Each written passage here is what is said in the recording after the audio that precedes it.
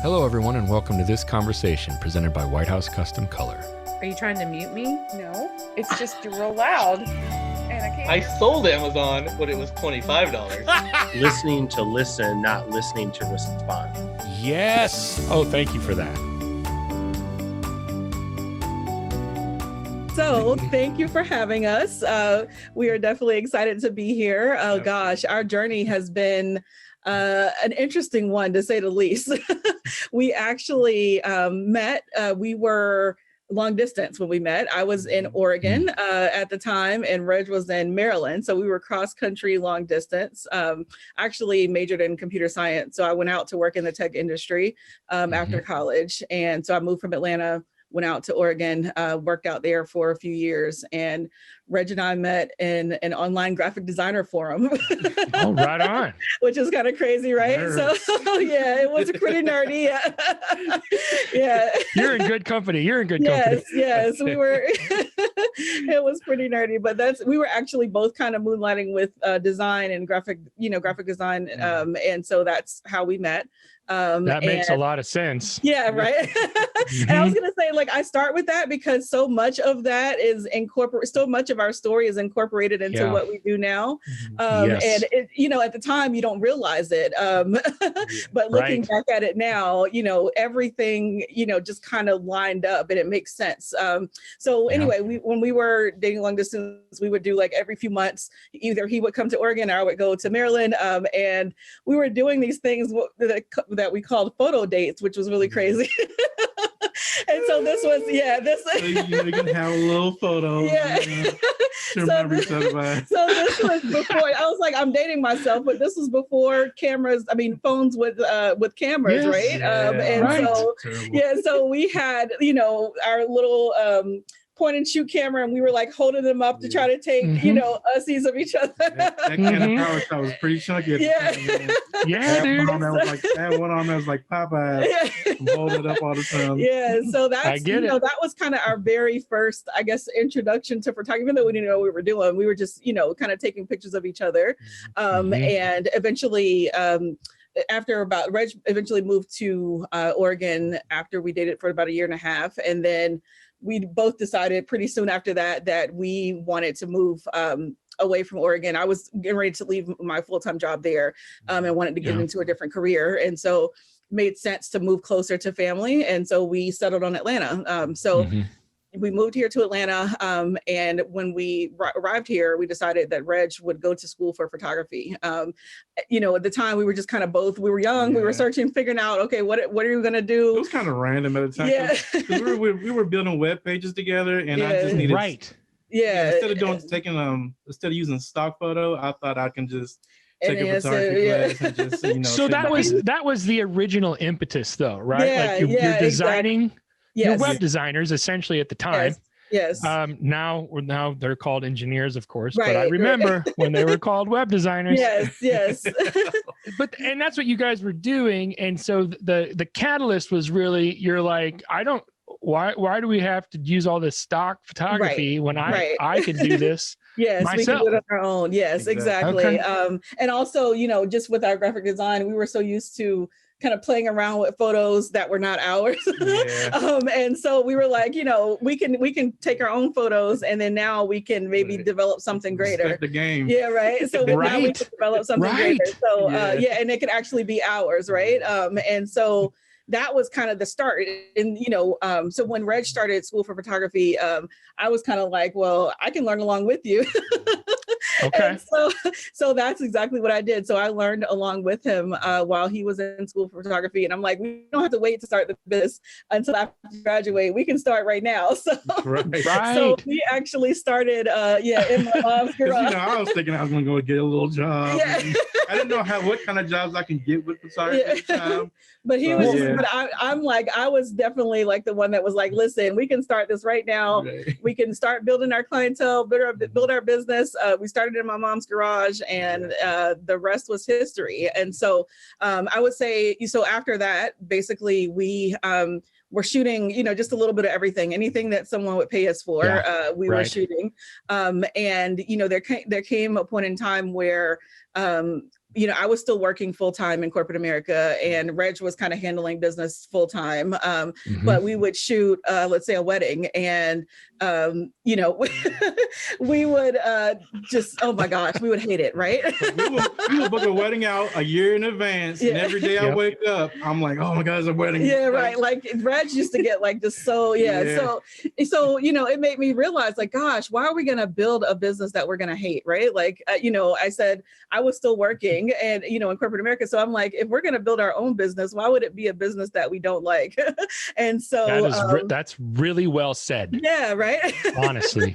And it seems, it's one of those things that it seems commonsensical, right? Right, but you don't think about it. And especially afterwards. Yeah. But when you're in the midst of that, yes, it's almost like you don't even know that there's a way out. Right, right. And I think because you're so used to, and especially, coming from the mindset of working, for someone else, you're just in the mindset of, this is what you do, right? Like they're going to be, obviously there's always going to be some things that you don't like about your job, but still, of course, you just, feel like this is just, part of you feel like this is what I have to do. I have to do this. Exactly. I have to do this. You don't even see other options. Exactly. But you came to that conclusion. Yes. Right. I mean, in all fairness, yes. Kahran, you came to that conclusion. Yes, I did. Because, I was sitting there at the desk every day. So I'm like, wait a minute. If I'm going to, I was looking at it like, wait, our photography business is supposed to be something that we actually like, Right. Well, so the perspective that you had within that corporate mindset at the time helped you see exactly the photography business that you were aspiring to build and grow. It helped you see that from that unique perspective. You weren't necessarily encumbered with it all the time because you had that corporate job. Right. So you were able to look at it from that perspective and say, hey, now this isn't, what am I even thinking about doing here? Exactly. Because for me, photography represented a chance for a bit of a do-over, right? Like, I kind of feel like, even though, I enjoyed what I was doing in my corporate job, but, it was kind of okay, you go to college, you get a job, you get a great job and you work that job for, how long. And then, that's it. But for me, photography was like, wow, we could really build something that is uniquely ours. And we get to set our own business. We get to set our own schedule. We get to figure out who we want to service and photograph. And, it was just something that was completely different for me. So was kind of the beginning. So tell me now then, and you're probably getting to this, but this is what I'm really interested in knowing then, what it was like for you to get to that point, right? Where you make the jump. Yes, you take the plunge. That was super, super difficult. And I'll tell you why. Actually, so a lot of people didn't even realize, because we had done a lot before I actually made the leap. I didn't leave my full-time job until 2016, actually. So I worked for 7 years managing both before I actually made that leap. And one of the reasons why it took me so long was because, we were kind of looking at it like, wow, this is both of us in this business together. So it's not like I have a spouse that's doing something completely different, where if the business fails, then I can just rely on his salary, right? Like, man, you were taking those eggs and putting them all into the same basket. In one basket. Yes. So this was like, wow, this is going to be, this is all in. And the other thing is that, I had kind of gotten to a place in my career where, to be honest, pretty comfortable, right? Like I was getting good bonuses, good salary. I was actually in a group that I really liked. And, my manager, he knew about my business, and he was just kind of like, listen, I know you're going to leave it at some point. So just, really? Because after he saw our work, he was like, listen, I see everything that you guys are doing. Then he knows. And so he's like, look, just let me know enough in advance so that, I'm not blindsided. So I really did have a really good team that I liked. And so it was very difficult for me to make that decision. But what happened was, our business just started growing and growing and growing. And at a certain point, we felt like, gosh, we really wanted to, I guess our dreams were bigger than just the US. I really wanted to extend it, to expand it, to do other things, to photograph people in different countries. And I knew that I wasn't going to be able to do that on 15 vacation days for the year. Right? So, there's also that. Right. Mm-hmm. And so that was kind of like, gosh, if we really want to do this, I'm going to have to make a choice. Right. And so you got to the point where you didn't have a choice about the choice anymore. Yeah. It was just like, exactly it was kind of like, gosh, we just have to go for it.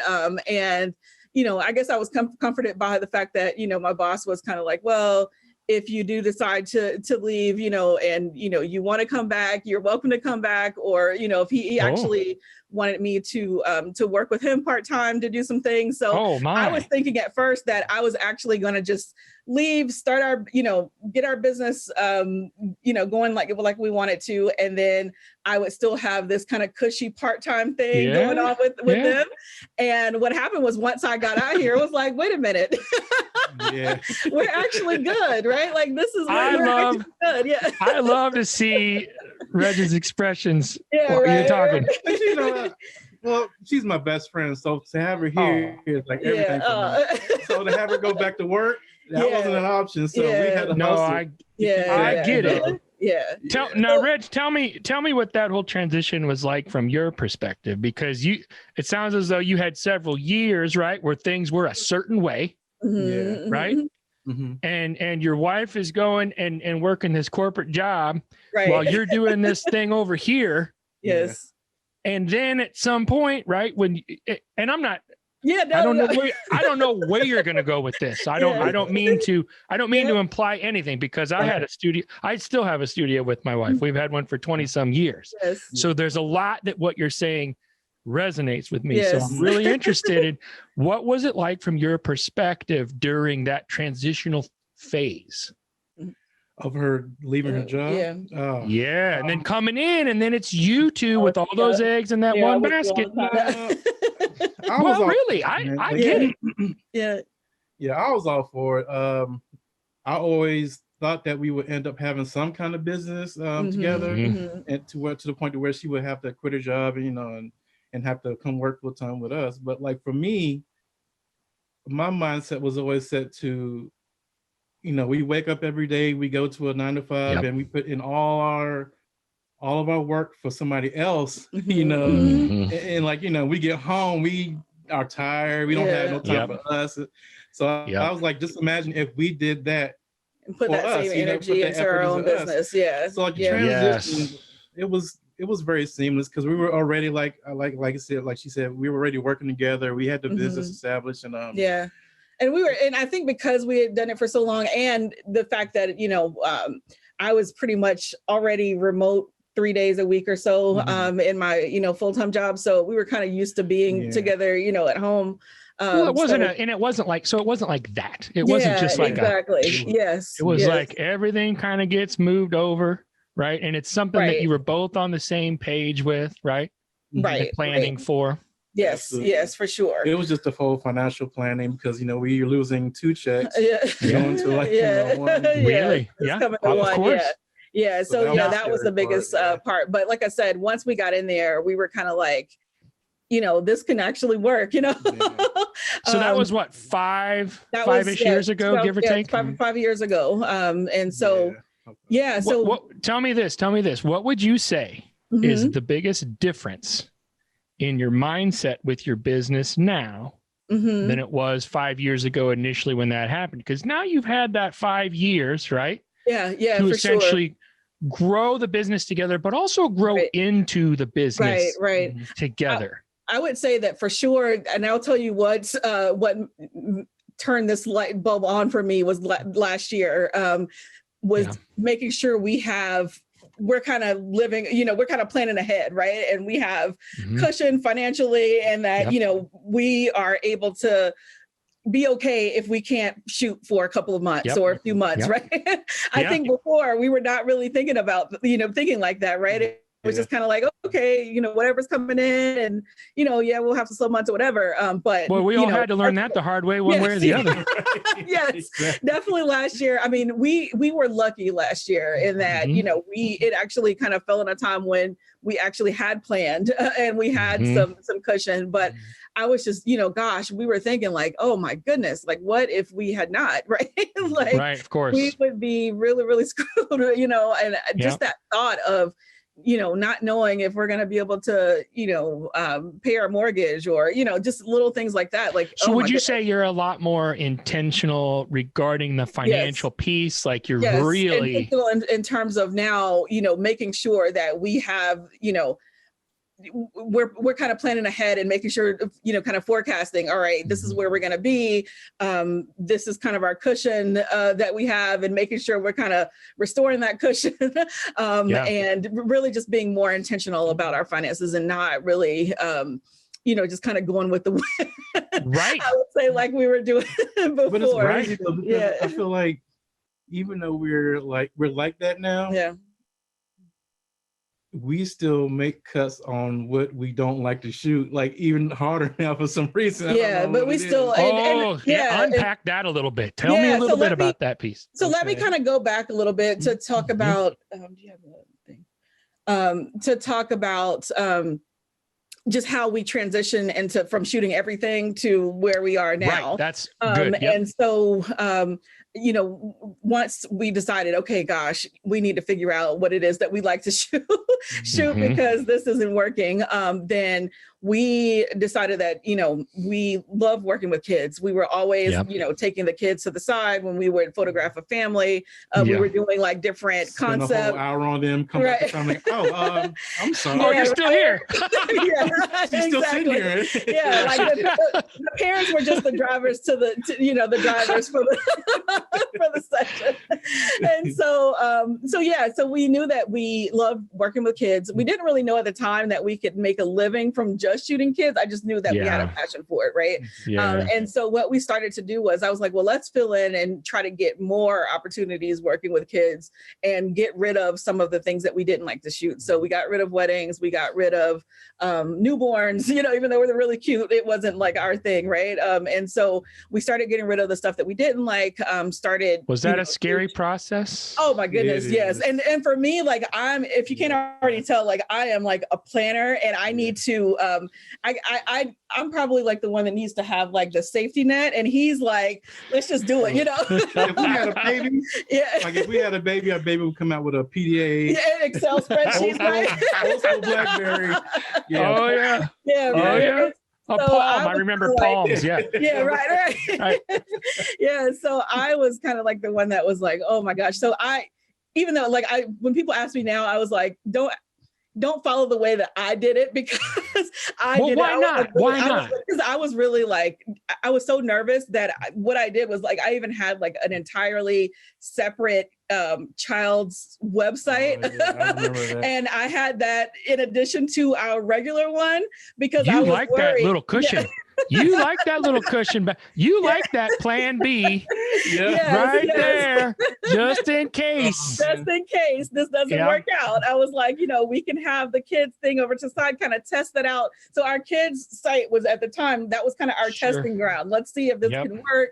Let's see if I can build a business from it. Let's see if we can get clients. Clients can actually see everything that we had going on with kids there. You know what though? Let me ask. Okay, I'm going to just go with my gut on these questions and stuff right now with you guys, because I have this sense that you talk about how you're best friends, and I think that's awesome. Yeah. But just because you have a husband and wife team, there's a lot of husband and wife teams all over the place, right? And just because they're best friends, that doesn't mean there's going to be success there. What I like and what I'm picking up with you guys is that you actually complement each other really well. Yes. Like you say, don't do it the way that I did it. I don't know. I think you're being a little hard on yourself. That's not necessarily a bad idea. Yeah. If you were both Reg, you might not have made it. Right. We wanted to both Kahran, you might not have made it. Because if I did this alone on my own, like I wouldn't have these. I wouldn't come in with this the business tech that she has. Yeah. And she doesn't realize she's applying this stuff. I'm just kind of like, listen, I'm just trying you to guys have that really need each other in this journey, right? For sure. That is definitely the right No, but seriously. For real though, for real. No, that is seriously. And we didn't talk about it, but we worked together. Like our business, the Creative Soul name started because it was Creative Soul Designs at first. We were trying to do web design together when we first met. And that just we didn't mesh together at all with that. We were button heads, we didn't, it was, Reg was like more of the creative brain, and he wanted to just kind of add whatever fonts and do whatever, and I was like the clean message person. Yeah. And that just did not mesh well together for web design. But why does it now?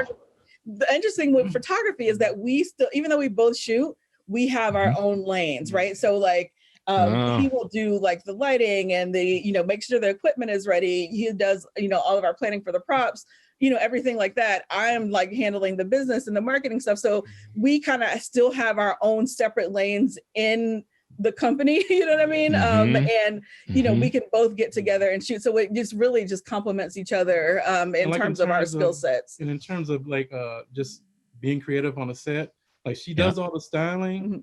And she comes up with ideas, but I execute like, the looks, for like I make some of the outfits and stuff, for her. Yeah, so it's kind of like we're in the same lane, Yeah, so it's like we're moving towards the same goal, but we still have our own individual little areas that let us kind of be individuals within the company. And I think that helps instead of us both trying to do, go for the same thing. It's like we don't have to cut each other's ideas completely out. Yeah. Versus when we were doing graphics. Yeah, if we were. Yeah. Okay. Yes. There wasn't as much opportunity for that, like the harmony. Exactly. Like we can kind of build off of each other's ideas. You're nailing it, Jed. Like, well, every house needs a Jed, man. Give us clarity.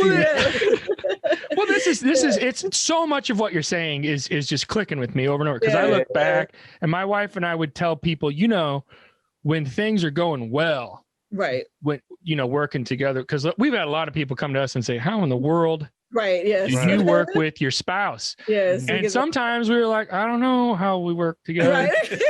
Right. But when things are going well, they go really well. Really well, right? Yes, it does. But then now tell me about this a little bit. When we would also say on the flip side of that coin, and it didn't happen near as much. Thank the Lord for this. Right. But when things were like the challenges sometimes were that much harder, because for us, okay, Kahran, when you're at your corporate job and you have a bad day. Right. You come home, you talk to Reg. Yes.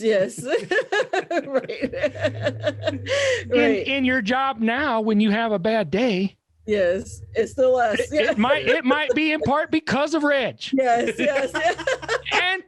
and vice versa, right? Yes, so that person that you would normally have come home and vented to, is the person that you want to choke out. Yes. I will say no. I will. But you know what I'm saying. You know what I'm saying. Like this is it is. I will say that luckily it doesn't happen too much. Usually when we're having a bad day, it's usually for something else outside of us. But not to say that we haven't ever.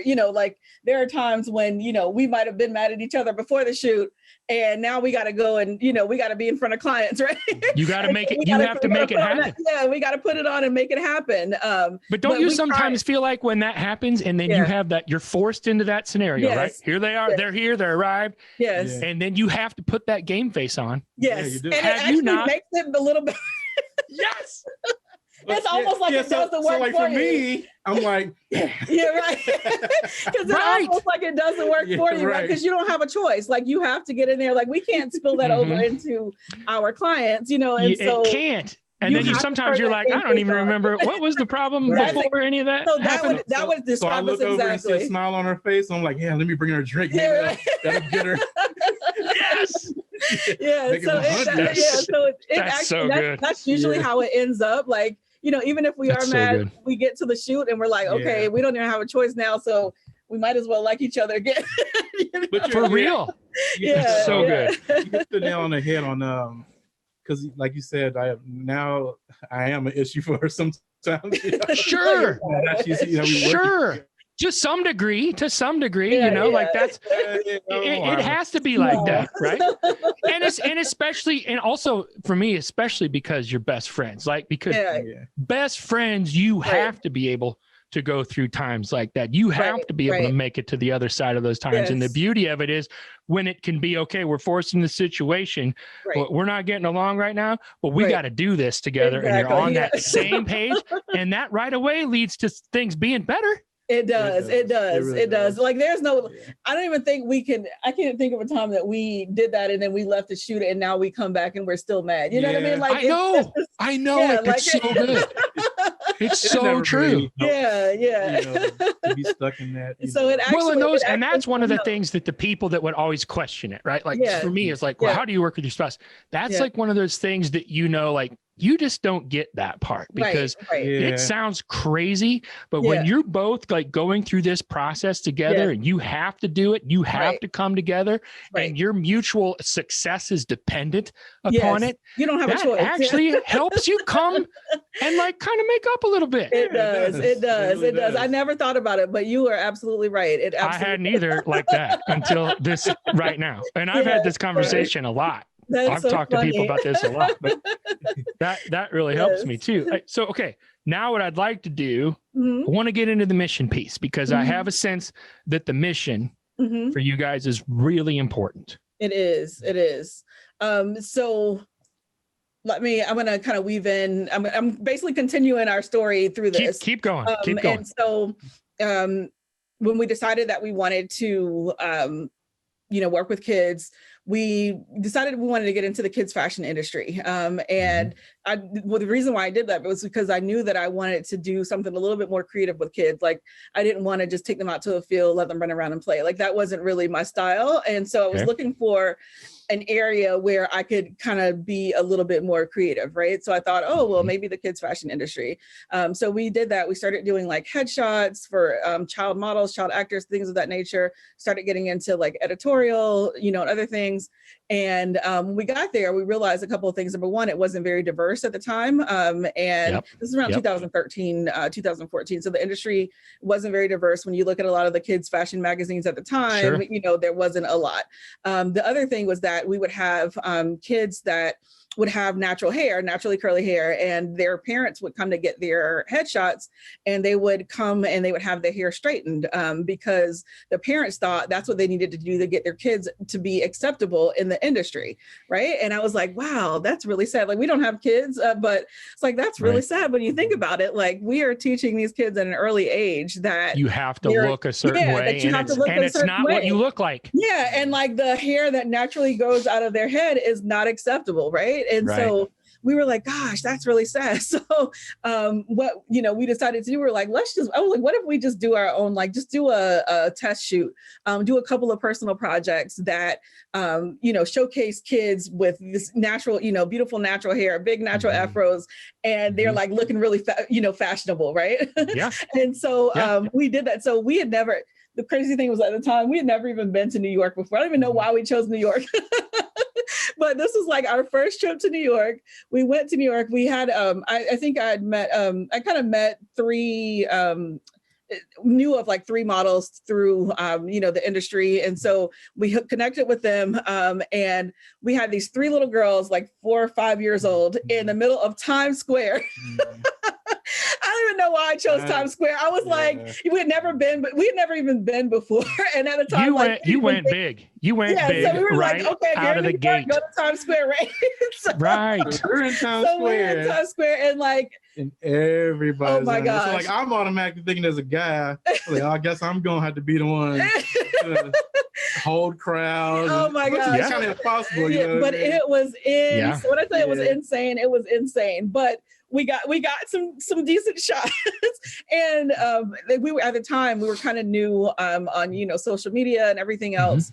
Came back. I think I posted one of the pictures. We were still starting out on Instagram. Posted the pictures before we left, and next thing you know, people started sharing it. And I was like, oh wow, this is interesting, right? Like we had never even gotten like people to share our work before, right? So it's like, oh wow, this is interesting. So from that's when we started to do a few more personal projects, and just kind of pulling from our childhood, our own experiences, and kind of putting it into our work. And these were just completely personal projects. These were nothing that people were paying us for. It was just work that we wanted to do and we wanted to put out there.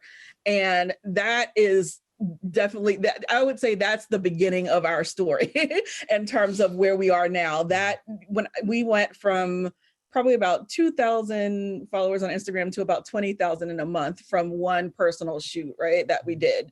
And so from there, we just decided that, you know, we wanted to make it our mission to showcase, I would say, Black kid excellence and showcase, you know, Black kids in a positive light. We felt like in the media, there had been too much in terms of, you know, just negative imagery around Black youth, whether it's, you know, Black teen males in prison or, you know, other things. Like it was just, it wasn't anything positive. So we wanted to kind of showcase a different side of that.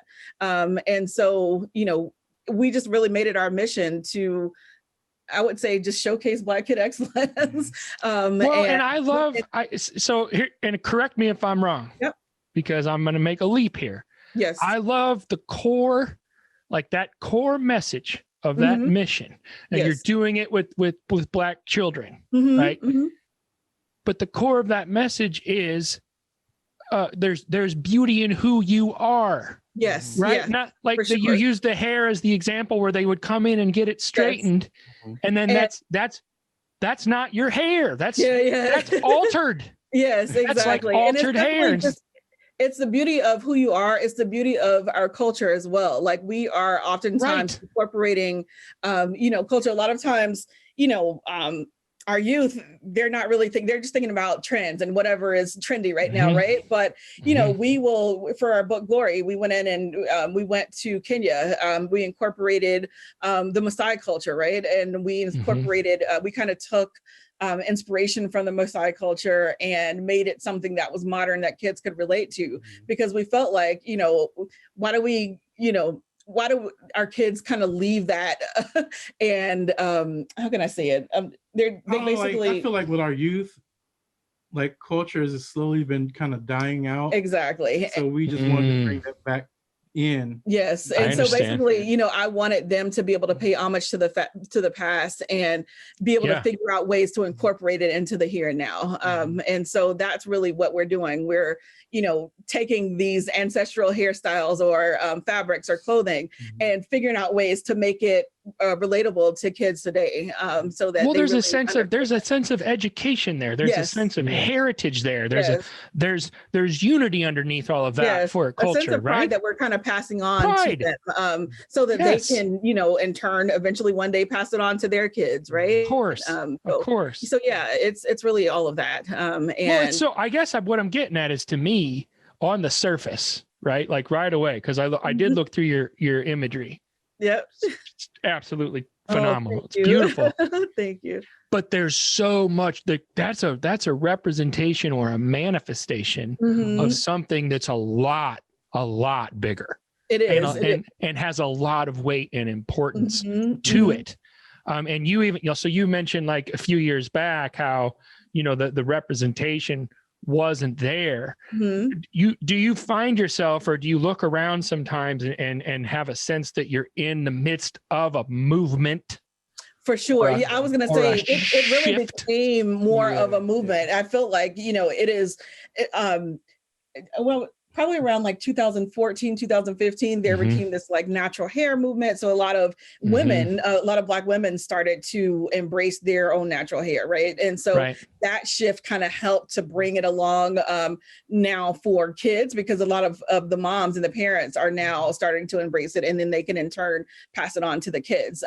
But also, like, I just looked at yesterday the poet girl, what's her name, Amanda Gorman. Yes.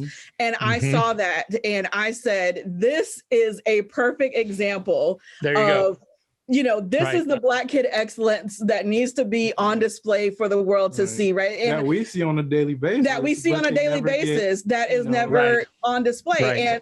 And the other thing, I saw a reporter yesterday and he said, you know, but one thing that I want to make sure of is that people understand, even as excellent as she was and all of her greatness, she's not this like Black unicorn, right? Like there are so many other kids out there that are doing amazing things that need to be seen and need to be heard.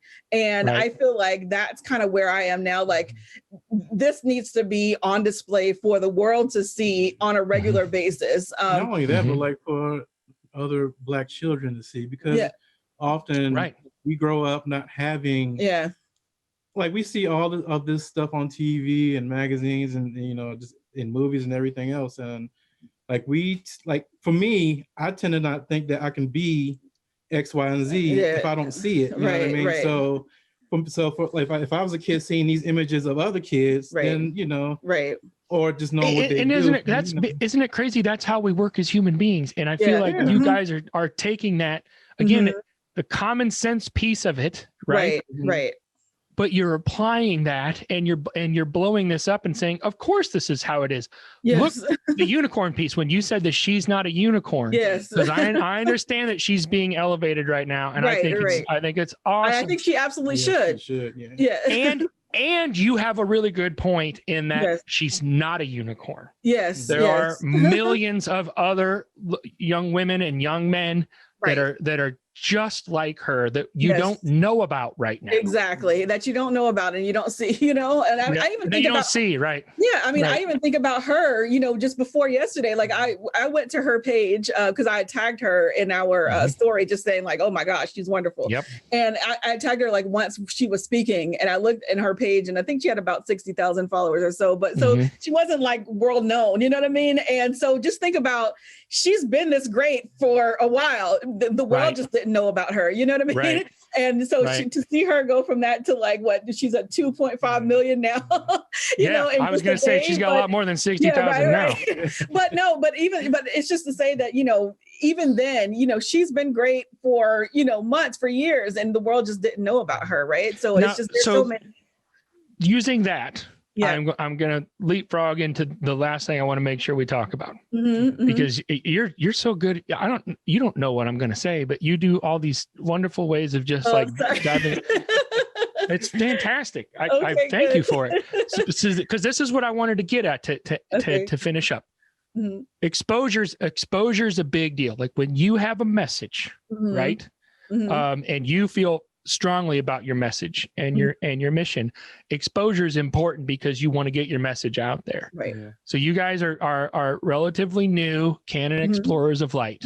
Can you talk to me about what that means and how that gets incorporated into your message and your mission moving forward? So I think it's a couple of things. One, for me, just having you know, the work that we're doing, and not just because, you know, for me, it's not a thing where it's like, we want the world to see us, you know, we want the world to see, like I said, this Black kid excellence on display everywhere. So if that means that through the Canon Explorers of Light, that means that now the Canon audience is getting introduced to it. Your audience is getting introduced to it. You know, all of these different venues and outlets are now getting introduced to this.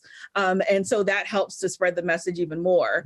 And then just in terms of the photography aspect, you know, for me, when we first started out, I felt like, we knew that we wanted to do something, we wanted to do things a little bit different, and we wanted to run our business a little differently than what we had seen in terms of the photography industry. And I'll be honest, when we first, like we would go to the big trade shows and the events, and we would hear speakers and everything, I thought that's one of the reasons why I was so nervous, because I was like, we're not going to be able to do this, right? Like there's nobody that's doing this right now. Like, and so what makes me think that we can actually do this, you know? And so it was one of those things where I just didn't think that it was possible. And so, if, you know, hopefully other photographers are able to see our journey and see, you know, that yes, we were able to do things our way and doing a little bit differently, but we were still able to achieve a certain level of success regardless. And for Canon to be able to, you know, to embrace, you know, us in general, it's beautiful to me, because I feel like we're all, as content creators, like videographers, photographers, we provide that material that goes in the world, and that's what they see. So I feel like we're on a mission to provide positive, you know, images, you know what I mean? And I feel like if other photographers see that, then they'll, get into more personal projects of their own, and just start to be voices for other people, or or Yes. themselves. You know what I mean? Yeah. So it's been great. I applaud you guys. Your work is fantastic. And I'm not, you know what it is? I think I was looking through the pictures of those girls. My daughter is from Nepal and she's very dark skinned. And when I see a picture of a little girl of color, I right away I think of my little girl, and to see that whole page, I just scrolled down that whole page of all those beauties, right? All those little girls. And I just keep thinking of my little girl. I see the look in her eyes, and I saw the look in their eyes, and I felt hopeful. I don't know I don't know the best way to say it. I felt like, man, here are some people doing some really powerful work, and I don't even know if they understand how powerful it is. But I think you have a sense of it. I really do. I think you have a sense of how much of a big deal this is. And yes, I understand how it manifests, and it makes total sense. Right. But it's got its theme and its concept is so big, right? And I applaud you for it. And so I wanted to say thank you. Well, thank you so much for that. We definitely feel the gravity of, what we're doing in terms of the message that we're trying to get out there and the importance of it. The healing as well. And the healing, right, that comes along with that. That's a good word too. So thank you guys. I wish you the best of luck. Oh, thank you so much. I know you mentioned your book. I looked at your book too. Yes. Glory book. Yes, Glory. That's also something that people should look at. And check out. I'll have links to all your stuff. Say your website again one more time. Yes, Instagram. It's creativesoulphoto.com. Yep. And the Instagram is Creative Soul Photo. Just to make sure that people get it. Reg and Kahran, thank you for joining me today. Thank you so much. Thank you. This was awesome. Thank you for having us. Until next time. Hey guys, thanks for watching this conversation presented by White House Custom Color on YouTube. Be sure to check out our other content and click that subscribe button right there. Right there. It's there somewhere.